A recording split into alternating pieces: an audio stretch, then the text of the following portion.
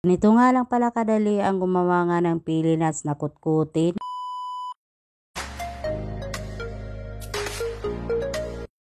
Hello mga mi, magandang araw. For today's video ay gagawa nga ako ng pili nuts. Dito nga sa aming lugar ay marami nga ang puno nga ng pili. Dito nga malapit sa aming kubo ay mayroon din kaming tanim na malaking pili. Ayan, nakapag-ipon nga ako kaya pinabuksan ko na nga dito sa aking asawa. Ito nga at nagbubukas na nga siya at ganyan nga lang siya kadali magbukas nga nitong pili. Nabubuo nga niya yung laman nga ng pili kapag nagbubukas siya. Dahil nga naipon ko na nga ito ay medyo marami-rami na nga rin. At ayan, nakatapos na nga yung asawa ko sa pagbubukas nga nitong pili. Pagkatapos nga nito ay akin na nga itong papakuluan. Ito nga't nilagay ko na nga pala dito sa maliit na kaldero na mayroong ngang tubig. Kunti nga lang yung nilagay ko dito at madali ko nga lang itong papakuluan. Kaya nga ko pala ito papakuluan para nga mabilis nga matanggal yung balat nila. Mga 2 minuto ko nga lang ito papakuluan. Pagkatapos nga ay sinala ko na at ito na nga yung gagawin ko dito sa mga pili. Yung purpose ko or yung technique ko para nga madaling mabalatan itong mga pili. Kapag hindi kasi siya pinakuluan ay dikit na dikit nga itong pinakaloob ng balat niya. Pinipisil-pisil ko nga lang ito ng mahina, ayan nababalatan na agad nga siya. Fast forward nga ng very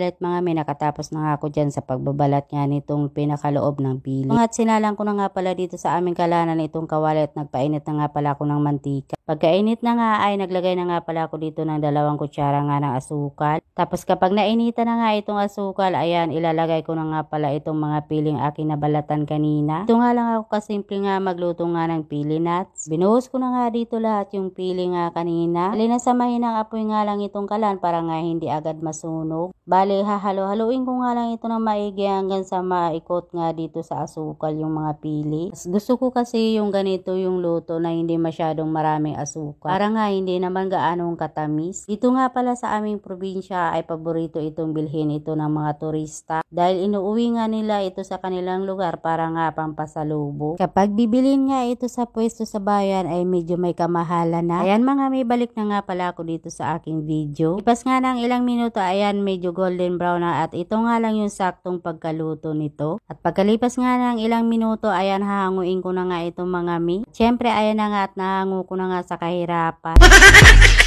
At eto mga mi, papalamigin ko na muna nga ito. Ito nga lang yung way o yung paraan ko nga ng pagluluto ng napaka-crispy nga na pili nuts. Mayroon na nga akong kutkutin at ito ay paborito ng aking 2 junaki. Balat nga din pala ako dyan ng mangga o ayan diba may papaya pa. Napakaigi nga talaga kapag nasa probinsya ka at libre na yung mga ganitong dessert or kutkutin. So eto na nga mga mi, kain po tayo. So hanggang dito na lang muna ang aking mini vlog. So yun lang, bye bye!